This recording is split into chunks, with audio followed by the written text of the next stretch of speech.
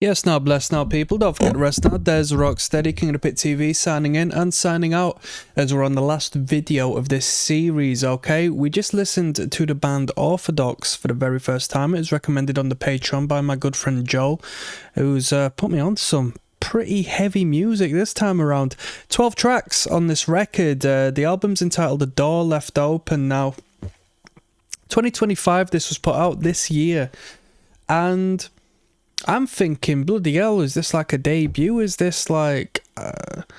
I've seen Orthodox on a bill or two, but I've not like experienced enough to make a comment on what this band is or how I perceived them. During a listen through, it turns out the band's been a thing since 2011, and after hearing this album, after hearing the production, after hearing the great ideas this band has got, I think this act is pretty bloody underrated, in all honesty. Am I wrong in saying that? And that's without knowing a thing about this band. Maybe they're like supporting Metallica for all I know, but from my vision of the music landscape, I've not really seen much reference of this act at all, and I don't know why. So let's talk about it. I think, once again, the sound engineer, the production of the record really gives the band of this record a great service, a great justice. The band is good, which we're going to talk about, but the record wouldn't sound halfway as good if it wasn't for the great relationship they clearly have with this sound engineer. The sound engineer did a fantastic job. The guitars sound great. The guitar tones are great. The bass is ever so present. The vocal is great. The drums sound brilliant. It's an overall really well-sounding production.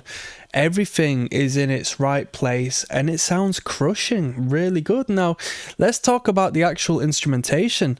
Fantastic ideas. Now, I don't know what they're tuning to. If anybody wants to fill me in on what the guitars are tuned to, but very low tuned record, drop tuned, I would assume. And bro, honestly, there's many a band like this as far as the foundational aspect. There's many a band like this, but this band approaches things in a very unique and creative way, right? And especially if they're a few albums in, to say the least now, your sound gets stale, you get bored, you just end up writing records to write it. You don't have the hunger, you don't have, what's necessary anymore to create this fantastic, inventive product. But these dudes come together and they can make 4 palm muted power chords sound groovier and more experimental in a positive way than anything I've ever heard, and not experimental in an egocentric, show off wanky way. Like actual great dance floor riffs, really good head banging riffs if you're that way inclined, really good toe tapping riffs, just fantastic groove to them. The guitarist has introduced might be an octave pedal to this record wholeheartedly. Like in every track we got all of that stuff going on, which is cool. The drummer's nice, plays in some good awkward off timings at time in relation with the guitars, and it works really well. Like staggers it a little, sounds really good. Bass presence is crazy, like really good mix on the bass. Vocals are good. I'm not gonna say they're bad, but they're not vocals I'm into. They're a bit just too straightforward for me.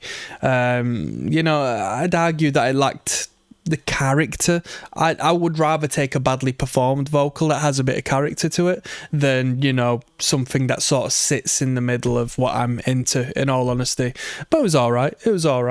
I think this band is underrated, given the fact I've not really come across them, and this is a fantastic project, and I hope, whatever they're doing now, I hope they escalate to a higher ceiling and become a little more prominent, at least in my local circuit, and what's referenced in the bands I've come across in my time.